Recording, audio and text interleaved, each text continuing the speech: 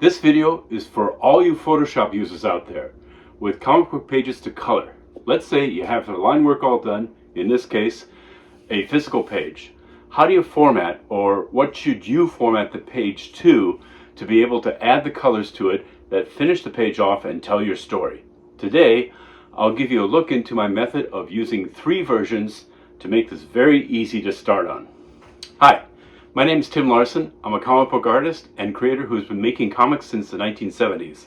My imprint goes by the name Chupa Comics. My website is www.timsnotebook.com. Okay, you have the black and white line work of the ink page done. Why should you have 3 copies of it? What's the advantage? I can think of 5.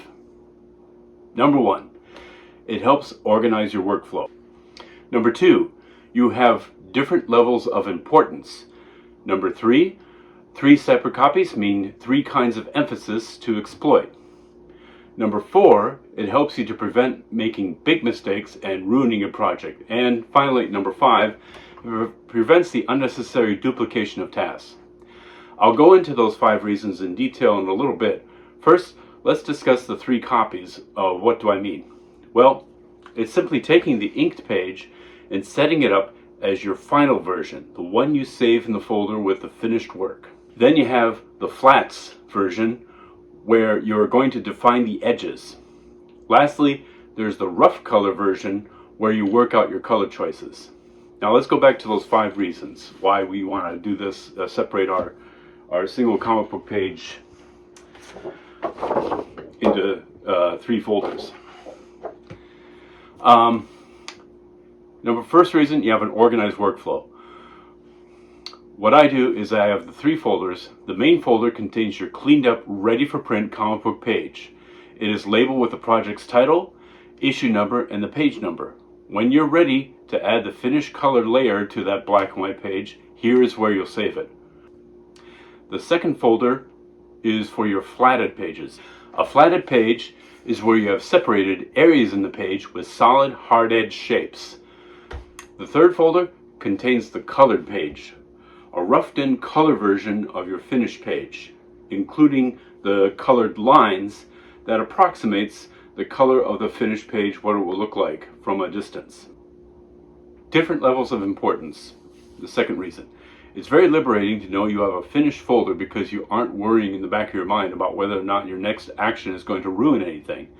The finished folder is, of course, fairly important compared to the other 2. So, when the time comes to really save that final version, you'll be better prepared mentally. A third reason to do it this way is you have different areas to exploit. The emphasis with the flat files are, of course, the edges of things and having control over your layers. The emphasis on the color file is the general feel or conceptual structure you're creating by organizing the colors. You're playing not only with the actual color of a thing, like say a character's skin color, hair color, or her clothes, but also the overall brightness, dullness, the atmosphere, the things by working with the transparencies and level tweaking that you can do right away from the beginning by working with just the solid patches of color. Fourth reason, it prevents, or really I should say keeps manageable, mistakes. Breaking down your process for coloring can aid you in backtracking a problem that might have really caused big problems if you had done it all in one big thing. You're working on little processes in the assembly line rather than one single big thing that needs to be mistake-free the whole time. Then finally, lastly, and kind of related to the prevention mistakes, is the 3 folders prevent you from accidentally doubling up on tasks that only need to be done once.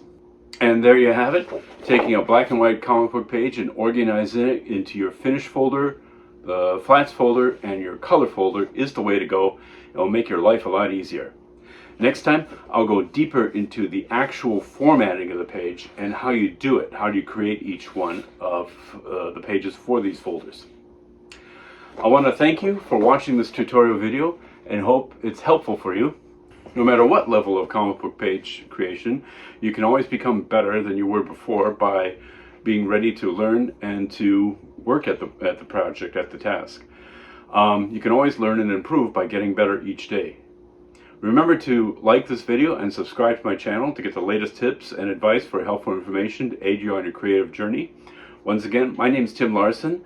My website is www.timsnotebook.com.